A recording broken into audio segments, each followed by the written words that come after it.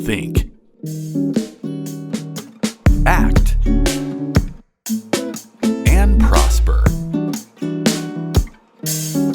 You are now tuned into the Money Level Show. Hey everyone, welcome back to the Money Level Show. Today I'm going to talk about, is your money safe in a bank?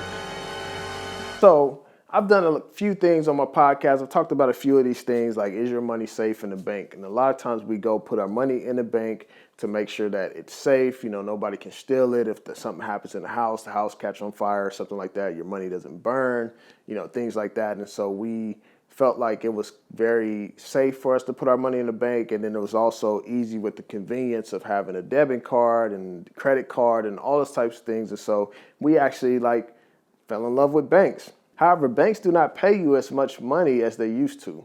I mean, back in, the 70s, 80s, banks used to pay you a higher percentage for having your money in there. And those percentages could be up to 6 to 8% on your money in there. Now banks pay you less than 1%, like 0.00001%, something like that, something crazy. You're not earning anything by having your money in the bank when you used to earn money by having your money in the bank. They used to pay you.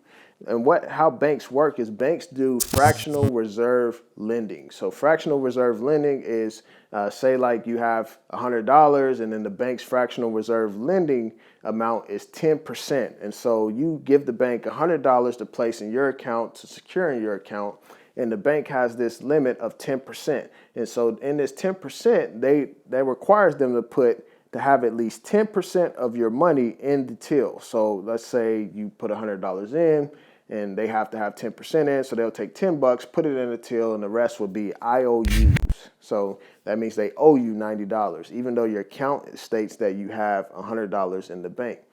And then the bank, what they do is they loan that $90 out to the next individual who wants to get a car loan, a house loan, or things like that, a business loan.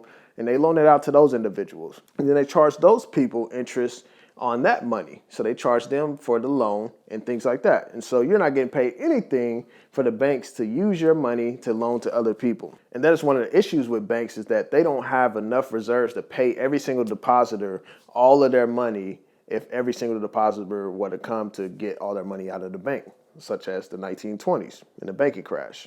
So first of all, you have the bank making money off of your money, but they're not paying you to make money off your money, if that makes sense. So that is one issue that I have with banks. The next thing is that banks can issue bank holidays. They can issue bank holidays. So bank holiday is where the bank closes down and you cannot get your money out, or they limit how much of your money you can actually take out of the bank because the bank doesn't have enough reserves and they want to prevent the banking system from collapsing.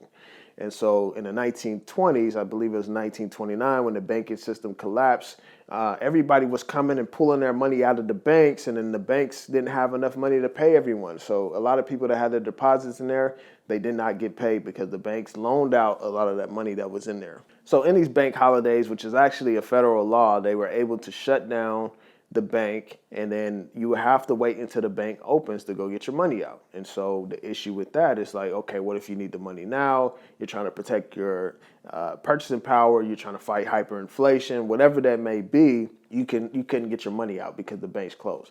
And I mentioned in one of my podcasts, one of my friends who has a dad. His dad is a real estate investor, and his dad tried to get money out of his account. The bank limited him to $1,500 when COVID-19 first hit. So that is kind of an example of a bank holiday, except they didn't fully close. So then you get the argument of the FDIC. You know, the FDIC is supposed to insure your deposit up to $250,000. And a lot of people rely on the FDIC. However, the FDIC isn't designed to bail out every single depositor in our nation that has a bank account and has money in there. So the FDIC can only bail out about 1.25% of those depositors that have deposits in the bank, that have money in the bank. So 1.25% of the deposits in the bank, the FDIC can actually bail out. Otherwise, they have to go get loans from the Treasury or get loans from the federal housing loan division, or whatever it's called. That's how they get the money. But however, they do not have the power or the ability to bail out every single person in the United States that has money in the bank account. So that is something that you have to think of. next thing, banks have to report if you make certain transactions. So when we implemented the Patriot Act, in which we have a lot of our civil liberties constantly being under attack, so the banks have to report if you make a transaction over a certain amount of money. They have to report that to the government. And this was used for our good to fight terrorism. And so that is one of the other issues. So say like you take out $5,000 and the bank has to report that to the government. And then you come and you take out another $4,000, the bank has to report that to the government. And you yourself may be like, why is this being reported to the government when this is my money? It doesn't make sense. And if you're caught tampering with that law, if you're caught trying to take a shortcut or trying to move around that law, and say like you go take $3,000 out and then you go take another $4,000 out just to avoid being reported to the government, you could get a felony charge for that. And the sucky part about it is like, this is my money, so why would I get a felony charge for that? And so that is another reason why, should you trust banks? Is your money safe in banks? And so those are some of the reasons that I really don't trust banks. That's the reason why I don't like to store a lot of money in banks and have a lot of counterparty risk. Tell me some reasons that you think that a bank is safe, or some reasons that you think that it's not safe. Be sure to leave that down in the comments. Be sure to hit the like button, hit the dislike if you don't like this video.